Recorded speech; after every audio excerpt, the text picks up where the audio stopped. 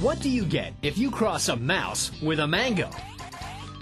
Don't be ridiculous. You can't cross a mouse with a mango because they are reproductively isolated.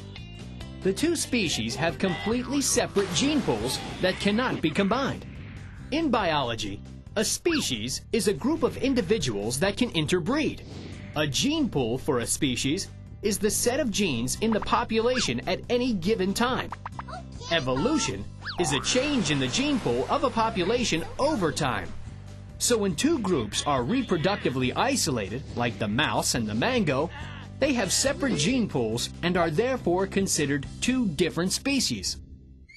Speciation is the process by which new species are created. There are several ways this can happen. Imagine, for example, a population of mice that can interbreed because they are all of the same species. A flood comes along, causing the landscape to change, and isolates one group of mice from the other. The two groups can no longer breed due to physical separation. Now imagine a few thousand years pass and suddenly an earthquake occurs, reuniting the two populations. But now they can't interbreed anymore. What happened? Thanks to several millennia of separation, the mice may look different or behave differently, or have other genetic changes that make interbreeding impossible. Even though they are no longer physically separated, something keeps them apart.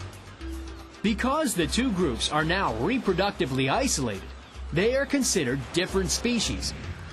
Speciation by geographic separation is called allopatric speciation, while speciation that occurs without physical barriers is called sympatric speciation.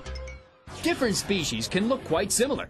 For example, South American jaguars and African leopards are both large spotted cats, but different species. Species that are physically separated for a very long time may undergo parallel evolution, which is they might evolve in very similar ways after splitting off from a common ancestor. In cases of convergent evolution, unrelated species evolve in similar ways. For example, birds, insects, and bats all fly and have wings, but they evolved from different ancestors. Divergent evolution is what happens when a population splits off and becomes a new species.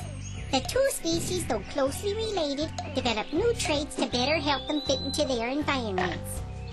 All of these examples are based on species that reproduce sexually. That is, two parents each contribute to the genetic makeup of the offspring. In species that reproduce asexually or without sex, including many one-celled organisms, insects, and plants, each offspring is genetically identical to its single parent. In other words, each offspring is a clone. Even so, occasional mutations can still occur when a DNA strand is damaged by a chemical reaction or even a cosmic ray. Every so often, a mutation will actually survive, and the cell will reproduce, resulting in a new strain of bacteria, for example, or a new variety of tomato. The species is the most important way we have of grouping organisms.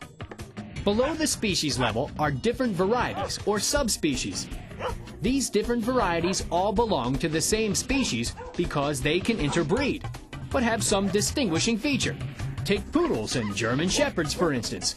You could breed them together, but would you really want to? The process of evolution can be summarized in 7 words. Genes mutate. Individuals are selected. Populations evolve. And you'll probably never be able to cross a mouse with a mango.